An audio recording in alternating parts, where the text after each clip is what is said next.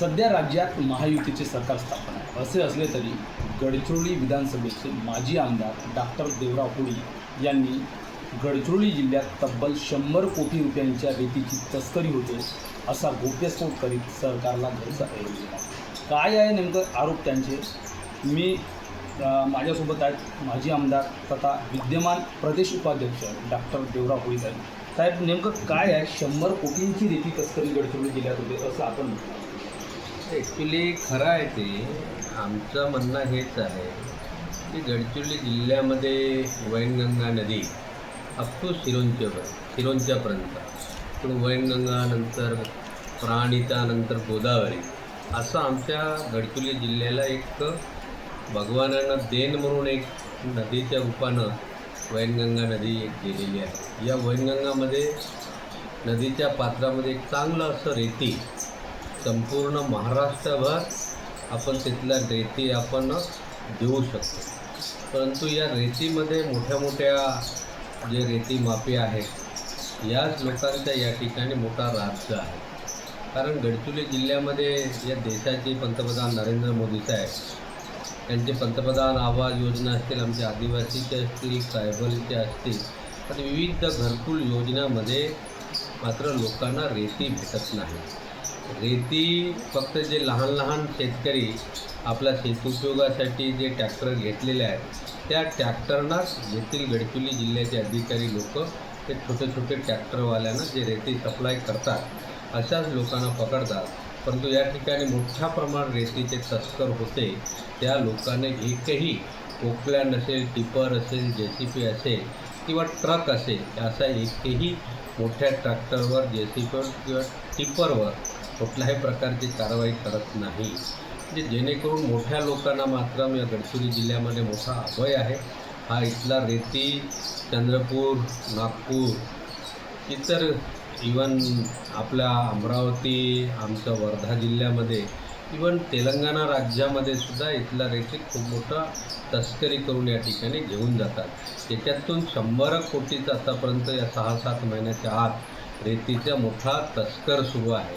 तर म्हणून आपण त्यांना म्हटलं की या ठिकाणी मोठ्या प्रमाणात हजारो कोटीचं गट या महाराष्ट्र शासनाचा महसूल बुडत आहे आणि ह्याला समजा आळा आणायचा असेल तर महाराष्ट्र सरकारनं किंवा गडचिरोली जिल्ह्याचे अधिकारी या ठिकाणी लक्ष दिले पाहिजे. हा एक मोठा भाग भेटू शकतो. महसूल मंत्र्यांकडे या संदर्भात आपण बोलणं झालं आहे का गडचिरोलीतल्या रेती तस्करी? आपण बोललेलं आहे त्यांना. आम्ही त्यांना व्हिडिओ पण पाठवलेले आहेत आणि त्यांना ते म्हटले की 100% मी गडचिरोली जिल्ह्यामध्ये येणार आणि त्याविषयी आपण सविस्तर चर्चा करणार. आणि माननीय जिल्हाधिकारी म्हणजे SP साहेबांना सुद्धा इन्स्ट्रक्शन दिलेले आहेत असे त्यांनी आम्हाला सांगितले.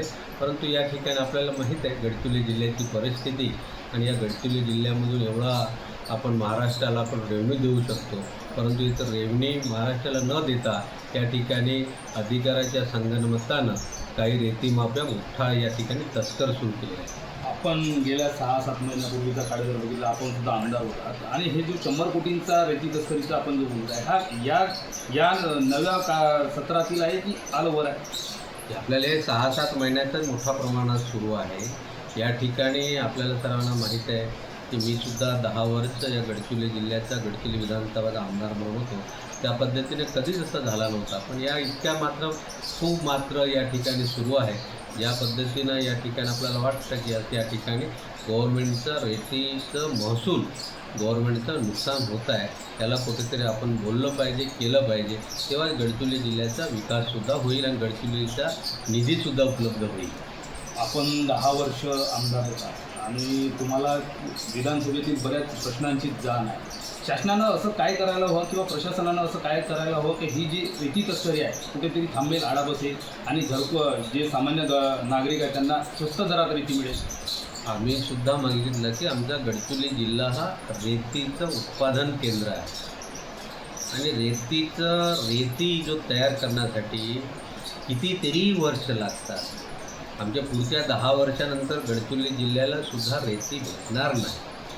पण रेती उत्पादन करणारा जिल्ह्यामध्ये आमच्या गडचिरोली जिल्ह्याच्या सामान्य शेतकऱ्यांना, सामान्य घरकुल लाभार्थ्यांना समजा रेती नाही मिळाली तर मात्र शोकांतिका आहे. ह्या रेती दुसऱ्या राज्यामध्ये दुसऱ्या जिल्ह्यामध्ये जाऊन त्या ठिकाणी मोठ्या पद्धतीनं तस्करी रूपाने या ठिकाणी गव्हर्नमेंटचा महसूल डुबत आहे आणि गव्हर्नमेंटचा महसूल डुबाला की या ठिकाणी आमच्या गडचिरोली जिल्ह्याच्या जे सर्वसाधारण ज्या लोकांना घरकुल मिळाले आहेत गरीब लोकांना त्या लोकांना रेतीसाठी वनवन भटकत आहेत. एक 5-5 हजार रुपये ब्रासनं ते घेऊ घातले आहेत. झिरो रॉयल्टीचं सुद्धा तसंच पद्धतीने सुरू आहे.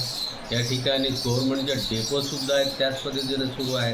ज्या पद्धतीनं टर्म्स अँड कंडिशन गव्हर्नमेंटच्या गाईडलाईन दिलेल्या आहेत त्यानुसार समजा चांगल्या पद्धतीनं अंमलबजावणी करून तर गडचिरोली जिल्ह्याला रेती सामान्य शेतकऱ्यांना भेटू शकते. या टर्म कंडिशन चांगल्या पद्धतीने लागू करण्याचे किंवा रेतीघाट लिलाव न होण्याचं कारण काय? या पर्यावरणाचा भाग आहे. या ठिकाणी अधिकाऱ्यांचं पण या ठिकाणी रोल आहे. अशा पद्धतीने पर्यावरणाची आपण तात्काळ परवानगी घेतली पाहिजे आणि गव्हर्नमेंटचं जास्तीत जास्त रेव्हन्यू आणि या ठिकाणी लिलाव प्रक्रियेच्या जे काही टर्म्स अँड कंडिशन आहे पर्यावरणाची जे काही मंजुरी घ्यायची आहे त्या पद्धतीनं तात्काळ घ्यायला पाहिजे होत्या. त्या पद्धतीनं होत नाही. त्यामध्ये या ठिकाणी मोठ्या प्रमाणात अधिकारी आणि हे जो रेती माफी आहे त्यांच्या मोठ्या संगनमताने या ठिकाणी रेतीचं अवैध प्रमाण उत्खनन करतात आणि या ठिकाणी गव्हर्नमेंटचा रॉयल्टी डुबतो आणि हा त्यांना गव्हर्नमेंटला रॉयल्टी भेटलं तर गडचिरोली जिल्ह्याला विकासाला निधीसुद्धा भेटू शकतात. शेवटचा प्रश्न, अधिकाऱ्यांच्या संगनमताने ही रेती तस्कर होते. गव्हर्नमेंटनं असं काय केलं पाहिजे हा प्रकार थांबेल? तर गव्हर्नमेंटला सांगण्याची काही गरज नाही. गव्हर्नमेंटला सगळं माहीत आहे. तर त्यानुसार गव्हर्नमेंटनं त्या ठिकाणी केलं पाहिजे आणि त्याशिवाय आपला देवेंद्रजी फडणवीस आमच्या महाराष्ट्राचे मुख्यमंत्री आहेत. आमच्या गडचिरोली जिल्ह्याचे पालकमंत्रीसुद्धा आहेत. त्याच्यामुळे गडचिरोली जिल्ह्याकडे खूप चांगल्या पद्धतीने लक्ष आहे. येणाऱ्या कालखंडामध्ये चांगला या ठिकाणी निर्णय होऊन आणि गडचिरोली जिल्ह्याच्या शेतकऱ्यांना लाभार्थ्यांना जरूर रेती मुबलक प्रमाणे कमी दरामध्ये भेटेल. नक्कीच नदी नाल्यांनी नटलेल्या गडचिरोली जिल्ह्यात चांगल्या दर्जाची उत्तम दर्जाची रेती आहे. मात्र ही रेती मोठ्या प्रमाणात तस्करी केली जातात. सरकार याच्याकडे लक्ष देईलच. यापूर्वीसुद्धा भंडाऱ्याचे तुमसरमधील आमदार राजू कारेमोडे यांनी विधानसभेत रेती तस्करी संदर्भात प्रश्न उचलला होता आणि त्यानंतर शासनाने तेथील तहसीलदार महसूल मंडळ अधिकाऱ्यांवर सुद्धा कारवाई केली होती. आता तर माजी आमदार आणि प्रदेश उपाध्यक्ष डॉक्टर देवराव होळी यांनी सुद्धा गडचिरोलीतील रेतीचा हा प्रश्न उचलून धरला आहे. त्यामुळे राज्य सरकार किंवा प्रशासन रेती तस्करांवर काय कारवाई करते हे बोलणे महत्त्वाचे आहे. मंगेश भांडेकर, एबीपी माझा, गडचिरोली. एबीपी माझा, उघडा डोळे बघा नीट.